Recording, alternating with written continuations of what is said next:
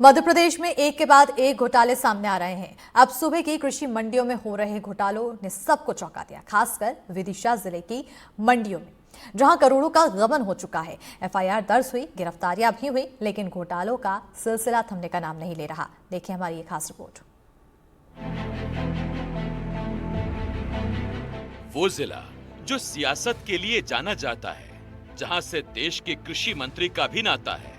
यहाँ के किसानों के लिए योजनाएं बने, वादे हुए, लेकिन जमीनी हालात कुछ और ही कहानी बयां कर रहे हैं। यहाँ की कृषि मंडियों में अब तक करोड़ों रुपयों के घोटाले सामने आ चुके हैं। सबसे पहले कुरवाई मंडी में 94 लाख का गबन, फिर लटेरी मंडी में 4 से 5 करोड़ का घोटाला और अब गुलाबगंज मंडी में 75 लाख रुपए का बड़ा घोटाला उजागर हुआ है।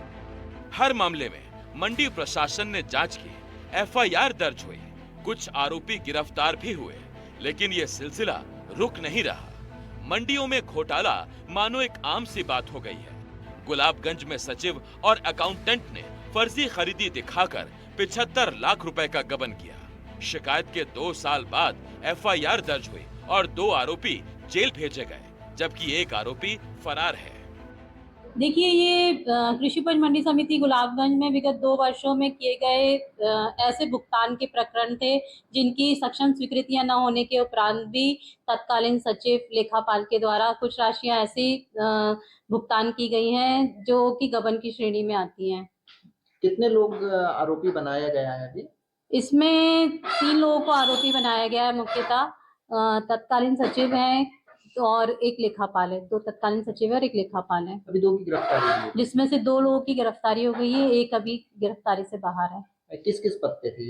ये एक थे कुलदीप लकड़ा, एक सचिव रहे थे तत्समय, एक नितिन नरवैया करके वो लेखापाल थे और एक बाद में सचिव रहे थे, कुछ प्रभारी सचिव रहे थे कमल कुमार बगवैया। 3 लोग हैं इसमें। कितने का गबन किया है और किस तरह का गबन किया और कैसे किया? देखिए, मुख्यतः इसमें जो राशि निकल रही है लगभग 74 से 75 लाख रुपए के बीच में निकल रही है। इसमें से कुछ राशियां ऐसी हैं जो सामग्री खरीदने के नाम पे ली गई है, पर जिसकी ना तो सक्षम स्वीकृति थी और फर्नीचर है, इस टाइप की है। कुछ जीपीएफ के भुगतान भी हुए हैं जो कि बिना स्वीकृति के हुए हैं। तो कैश में पेमेंट किया गया था, जिनके कैश पे पेमेंट नहीं होते, डायरेक्ट आपको संबंधित के अकाउंट में डालने रहते हैं। इस टाइप की कुछ ट्रांजेक्शन हुए हैं जो गबन की श्रेणी में आए हैं। बताया जा रहा है कुछ घर के खातों में भी पैसा ट्रांसफर किया है। जो नितिन नरवैया करके अकाउंटेंट रहा है, उसने कुछ राशि ऐसी है जो अपनी पत्नी के खाते में भी ट्रांसफर करी है उसने। एक गुलाबगंज थाना अंतर्गत जो कृषि मंडी है, वहाँ पर गबन और धोखाधड़ी की एक जांच हुई थी। वो मध्य प्रदेश राज्य कृषि विपणन बोर्ड की ओर से जांच हुई थी और उसके बाद वो जांच एसडीएम साहब के यहाँ से थाने आई। उसमें लगभग 75 लाख का गबन हुआ है। ये राशि अभी दस्तावेजों के अवलोकन के बाद बढ़ भी सकती है। इसमें विभिन्न प्रकार की जो आपराधिक गतिविधियां हुई है, जैसे कि इन्होंने फर्जी बिल लगाए हैं, कुछ प्रोडक्ट जो नहीं लिए गए किंतु उनके भी बिल लग गए, और इसमें सीमेंट के, एलईडी के और अन्य प्रोडक्ट के। इसमें पुलिस ने अपराध पंजीबद्ध किया है।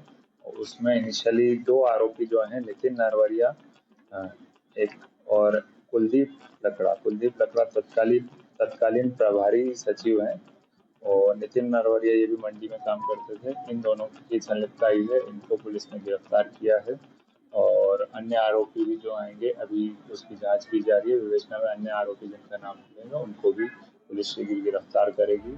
एनडीटीवी ने मंडियों में हुए घोटाले की मुख्य वजह जानने की कोशिश की तो पता चला मध्य प्रदेश की अधिकतर मंडियों में वर्षों तक ऑडिट नहीं होता, जो भ्रष्टाचार और घोटालों का बड़ा कारण बन जाता है। इन घोटालों के पीछे कहीं न कहीं मंडी बोर्ड भी जिम्मेदार है। एनडीटीवी के लिए विदिशा से नावेद खान की रिपोर्ट।